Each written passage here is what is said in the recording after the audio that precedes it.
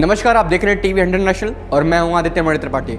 Reserve Bank of India अब से थोक और खुदरा क्षेत्र में डिजिटल करेंसी की शुरुआत करने जा रहा है। डिजिटल करेंसी पर भारतीय रिजर्व बैंक की तरफ से गुरुवार को बड़ा बयान आया, जहां आरबीआई के डिप्टी गवर्नर टी रविशंकर ने इस बारे में बताया है कि आरबीआई अपनी खुद की डिजिटल करेंसी को सिस्टमैटिक तरीके से मार्केट में लागू करने की रणनीति पर काम कर रहा है और जल्द से जल्द इसे मार्केट में लागू भी कर दिया जाएगा। आरबीआई की नई योजना के मुताबिक केंद्रीय बैंक इसे पायलट आधार पर थोक और खुदरा क्षेत्र में पेश करने वाली प्रक्रिया में शामिल है। वहीं डिप्टी गवर्नर ने यह भी कहा है कि CBDC central bank digital currency को लेकर सोच विचार के स्तर पर आरबीआई अब काफी आगे बढ़ चुका है और दुनिया के बहुत से केंद्रीय बैंक इस दिशा में काफी एडवांस लेवल पर काम भी कर रहे हैं। वहीं बिटकॉइन की तरफ इशारा करते हुए उन्होंने ये भी कहा है कि उपभोक्ताओं को बगैर सरकारी गारंटी वाली डिजिटल करेंसी में उतार चढ़ाव के असर से बचाने के लिए ये कदम बेहद जरूरी है। अब हम आपको बताते हैं क्या है डिजिटल करेंसी और ये कैसे काम करती है।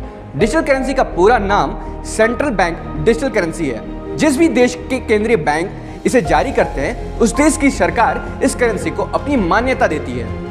यह उस देश की केंद्रीय बैंक की बैलेंस शीट से भी शामिल होती है। इसकी खासियत यह है कि इस देश की सोवरेन करेंसी में भी इसको बदला जा सकता है। भारत के मामले में बात करें तो इसको आप डिजिटल रुपया भी कह सकते हैं। डिजिटल करेंसी दो तरीके की होती है, रिटेल और होलसेल।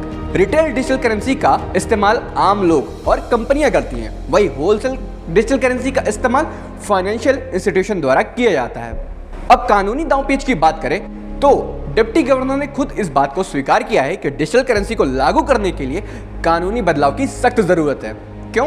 क्योंकि भारतीय रिजर्व बैंक अधिनियम के तहत मौजूदा प्रावधान मुद्रा को भौतिक रूप से ध्यान में रखते हुए बनाया गया है और उन्होंने कहा है कि इसके लिए सिक्का अधिनियम, विदेश मुद्रा प्रबंधन अधिनियम और सूचना प्रौद्योगिकी अधिनियम में संशोधन की आवश्यकता ही होगी।